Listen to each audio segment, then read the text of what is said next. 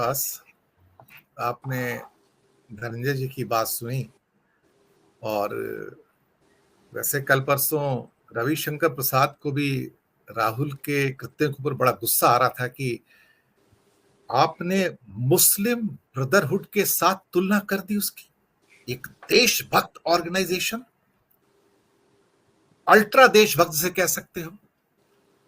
तो मैंने सोचा कि थोड़ा दो शब्द रविशंकर प्रसाद जी के लिए बता दूं कि 4 फरवरी 1948 को जब केंद्र सरकार ने, सरदार पटेल ने कम्युनिकेशन इशू किया आरएसएस को बैन करने के लिए, तो क्या कहा था कि हमारे देश में काम कर रही नफरत और हिंसा की ताकतों को जड़ से उखाड़ने के लिए और वो संस्थाएं जो राष्ट्र की आजादी को खतरे में डाल रहे हैं और निष्पक्ष नाम को काला कर रहे हैं, उस पर प्रतिबंध लगाना जरूरी हो गया है, क्योंकि ये समाज के अंदर एक ऐसा जहर फैला रहे हैं जिसको खत्म करना बहुत मुश्किल होगा।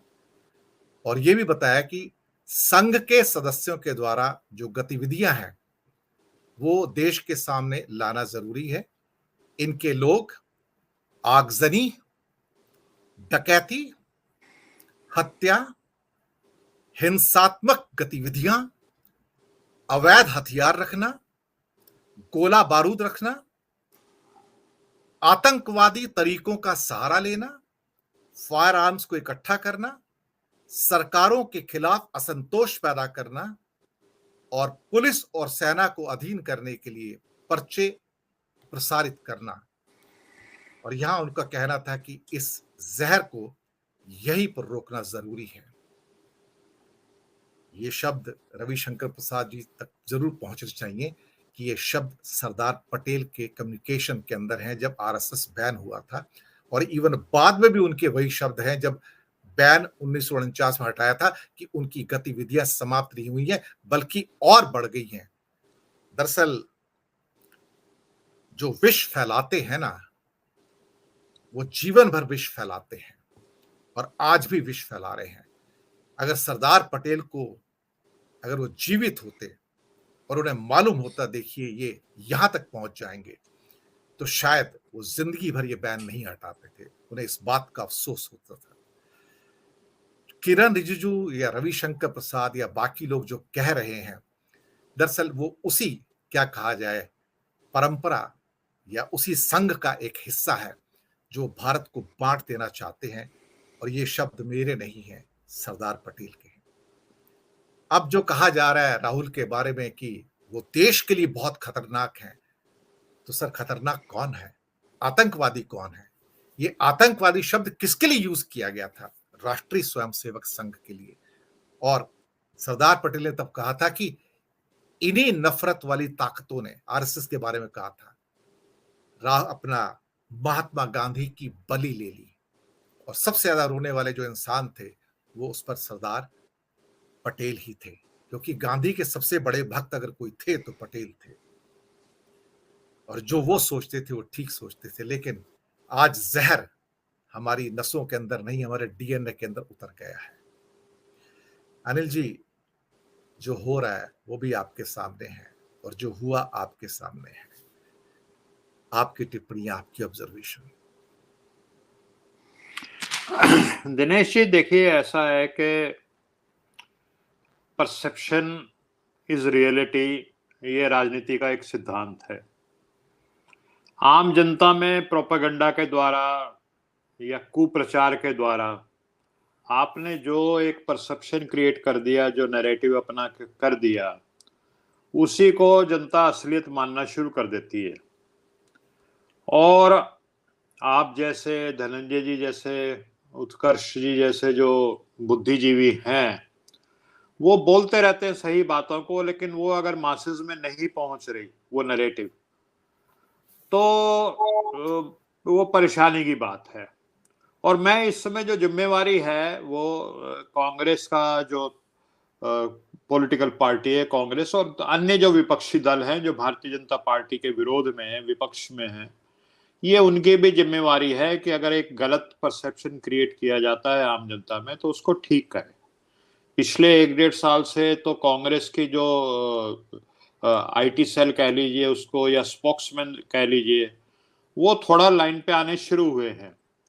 लेकिन जब तक जो कहते हैं ना कि टिट फॉर टैट, या कहना चाहिए कि शठे शाठियम, वो क्या एक संस्कृत में एक धनंजय जी जानते होंगे कि उसको उसी भाषा में जवाब देना चाहिए। छठम साक्ष्य वो समाचरित, समाचरित, बिल्कुल। तो उसी लैंग्वेज में जैसे जो शैतान के साथ है, शैतान वाले तरीके से ही उसको टैकल करना चाहिए। तो ये राजनीति है, कोई भक्ति आंदोलन तो है नहीं कि भाई आप यहाँ पे चिमटा बजाने आए हैं या वो बजाने आए हैं घंटी। तो राजनीति को राजनीति तरफ से होगा। और ये मैं कांग्रेस की कमजोरी भी मानता हूँ। ये तो करेंगे, आप देखिए, आप कुछ बात लिख दीजिए सोशल मीडिया पे, कुछ ट्वीट कर दीजिए, तो आपको ट्रोल करना शुरू कर दिया जाएगा कि आप तो पाकिस्तानी हैं। आप कुछ और ट्वीट कर दीजिए तो आप कहेंगे कि आप हिंदू नहीं हैं, आप तो मुल्ले की औलाद हैं। तो ये सब जो गंद इस देश में जो फैला हुआ है, उसका मुकाबला जो है वो उसी तरीके से जोर शोर जिसको कहते हैं कि खुल करके मुकाबला होगा, तभी मुकाबला होगा। दबी जबान में और जिस तरह की भाषा इस्तेमाल करते हैं, इवन राहुल गांधी भी बहुत ज्यादा खुल के नहीं बोलते, वो भी अपना जिसको कहते हैं शहद में लपेट के बातों को कुछ ना कुछ करते हैं। तो इस समय जो है ना, फायर ब्रांड टाइप के नेताओं की जरूरत है जो खुल करके मुकाबला करें, क्योंकि ये जिसको कहते हैं कि नो होल्ड्स बार वाली लड़ाई हो चुकी है, अब कुछ बचा नहीं है। और जिस तरह से ईडी, सीबीआई, इनकम टैक्स का जो इस्तेमाल किया जा रहा है, तो उसके बाद वो तो कोई हथियार छोड़ ही नहीं रहे, जो भी हथियार है उसका इस्तेमाल करेंगे। तो वो जमाने गए जब डॉक्टर लोहिया और नेहरू जी की आपस में बहस हो जाती थी, या अटल जी और इंदिरा जी की बहस हो जाती थी। वो जमाने नहीं है, जमाना बदल चुका है। और तू भी बदल फलक के, जमाना बदल गया। नए जमाने के साथ आपको चलना पड़ेगा। टेक्नोलॉजी बदल चुकी है। पहले जो थी वो अलग तरह से पैम्फलेट और भाषण और इस तरह से प्रचार होता था। आजकल टेक्नोलॉजी है, 2 मिनट के अंदर ट्विटर के ऊपर और सोशल मीडिया पे चीजों को वायरल कर दिया जाता है। अब आपने पिछले दिनों देखा कि बिहार और तमिलनाडु के बारे में कैसे वैमनस्य फैलाया गया एक फेक न्यूज के जरिए, और वो बिल्कुल उसको लोगों ने सच मान लिया और वो चलती रही चीज। जब तक अभी भी मेरे को लगता है कि काफी बड़ी तादाद में पब्लिक है जो इस बात को सच मान रही है कि तमिलनाडु में बिहारियों के साथ बहुत गलत व्यवहार हो रहा है। तो ये चीजें हैं, इनका मुकाबला टेक्नोलॉजी, इसमें कोई शक नहीं है कि बीजेपी और उसका जो आईटी सेल है, जो उसके पास रिसोर्सेज हैं, वो टेक्नोलॉजिकली बहुत सुपीरियर है। और हमेशा से आप दुनिया का इतिहास उठा लीजिए कि जिसके पास बेहतर टेक्नोलॉजी होती है वही जीतता है। जब बर्बर समाज था तो जिसने लाठी बना ली थी तेल पिला करके, वो बाकियों के ऊपर कब्जा कर लेता था, बाकी पेड़ की टहनियां लेके लड़ते रहते थे। और फिर एटम बम का जमाना आ गया, जिसके बाद एटम बम उसका दुनिया में राज चला। तो टेक्नोलॉजी का जो है, जितने भी विपक्षी दल है टेक्नोलॉजी के मामले में और ये आईटी और प्रचार के मामले में, एक तो बीजेपी से बहुत पीछे हैं, ये बात स्वीकार करनी पड़ेगी, और ये कमजोरी है, इसको दूर करना पड़ेगा। दूसरी बात है राष्ट्रवाद की, जो आपने उठाई, एक भारत श्रेष्ठ भारत की बात करते हैं किरेन रिजिजू जी। तो राष्ट्रवाद क्या है? राष्ट्रवाद के बारे में जो मैंने थोड़ा बहुत पढ़ा है, उसकी परिभाषा ये है कि पूरा राष्ट्र एक परिवार है। यानी 140 करोड़ जिसका धनंजय जी जिक्र कर रहे थे, या 147 करोड़, वो पूरा एक परिवार के रूप में अगर आप उसको लेके चलते हैं तो अब आप उसको राष्ट्र कह सकते हैं, वही राष्ट्रवाद है। तो एक परिवार में क्या होता है? एक परिवार है, उसमें बूढ़े माता पिता हैं, उसमें बच्चे हैं। तो बूढ़े माता पिता तो कुछ कमाते नहीं है, लेकिन बीमार रहते हैं तो उनको खुराक दी जाती है, उनकी दवा दारू की जाती है। बच्चे भी कुछ नहीं कमाते, लेकिन उनके लिए पौष्टिक आहार और उनकी शिक्षा की व्यवस्था की जाती है। तो ऐसे चलता है। तो परिवार में जो कमाने वाला है, जो खाता है, वही उसका बूढ़ा बाप भी खाएगा, बूढ़ी माँ भी खाएगी, वही बच्चे भी खाएंगे, बल्कि बेहतर खाएंगे कमाने वाले से। अगर आज आप देखें तो जो अंबानी और अदानी है, उनके बच्चे हैं, और जो छत्तीसगढ़ का जो आदिवासी है या झारखंड का आदिवासी है, उनके बच्चों के खाने पीने, रोटी कपड़ा मकान, शिक्षा स्वास्थ्य की सेवाओं में जमीन आसमान का फर्क है। तो एक भारत श्रेष्ठ भारत तो तभी बनेगा ना जब को समान सबको भोजन मिले, रोटी कपड़ा मकान मिले। वो तो हो नहीं रहा। तो ये जो बकवास है ये चलती रहेगी जब तक टेक्नोलॉजिकली, और जिसको कहते हैं कि मुंह तोड़ जवाब विपक्ष के द्वारा नहीं जाएगा, झूठ का पर्दाफाश नहीं किया जाएगा, ये होता रहेगा। और किरण रिजिजू जैसे जो लोग हैं और रविशंकर है, इनको कुछ सीरियसली लेने की जरूरत है नहीं।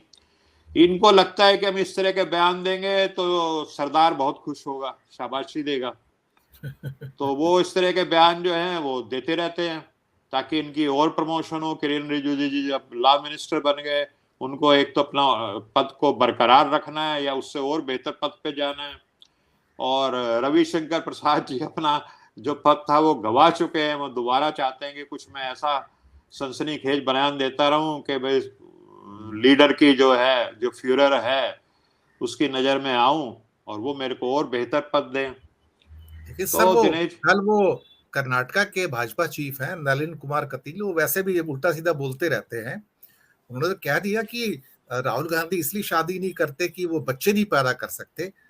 मुझे लगता है अपने पीछे देखना भूल गए कि कौन कौन भाजपा की फेहरिस्त में बैठे हुए हैं जो शायद बच्चे नहीं पैदा कर सकते। तो उल्टा पड़ गया तो बाद में भाजपा साइडलाइन होती नजर आई। नहीं, हमारा इससे कोई लेना देना नहीं है, क्योंकि कुंवारों की तो बहुत लिस्ट बहुत बड़ी भाजपा के अंदर भी है वैसे देखा जाए तो।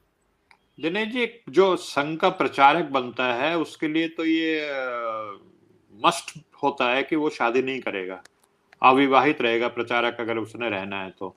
और जितने भी संचालक वगैरह हैं वो सब अविवाहित होते हैं।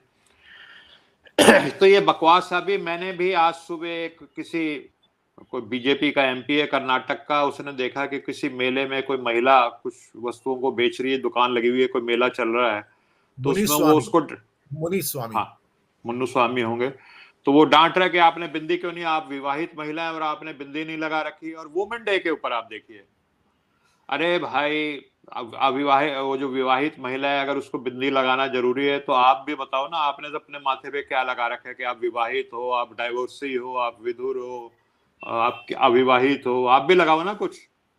तो ये बकवास जो है इस तरह की ये करते रहते हैं और ये करते रहेंगे।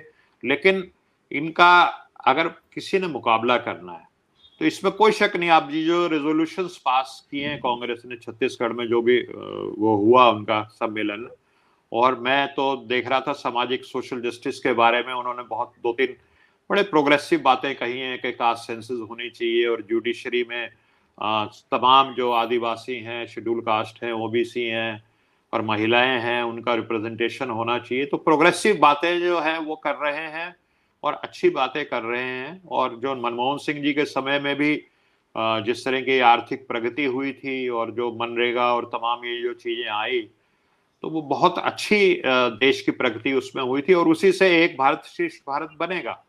अभी राहुल जी ने यात्रा भी की कि नफरत के बाजार में मैं मोहब्बत की दुकान खोलने चल रहा हूँ। ऐसी भारत जोड़ो यात्रा से भी देश में एक अभूतपूर्व एकता हुई।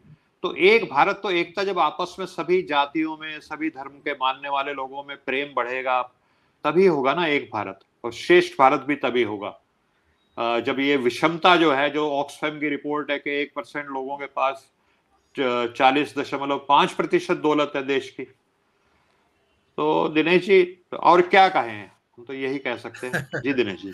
बिल्कुल बिल्कुल, ऑक्सफैम ने रिपोर्ट दी कि असमानता बढ़ रही है और तुरंत उसकी फंडिंग बंद कर दी गई है। ये भी ध्यान रखिएगा कि हाँ, और आप ये ऐसी एक भारत श्रेष्ठ भारत है क्या? हाँ बिल्कुल। 1% लोगों के लिए आप काम कर रहे हैं, ठीक तो है ना, ये ऑक्सफैम को राष्ट्रवाद अब थोड़ी आगे है। से जी, उनको हिदायत दी जा रही है एक तरह से, अब आप ये ऐसी रिपोर्ट देने की कोशिश ना करें जहां पे असमानता बढ़ती हुई दिखाई दे और दौलत चंद हाथों में सिमटती हुई दिखाई दे। तो इसलिए जी, उनकी जी। फंडिंग जो थी, फॉरेन फंडिंग थी, वो बंद कर दी गई है।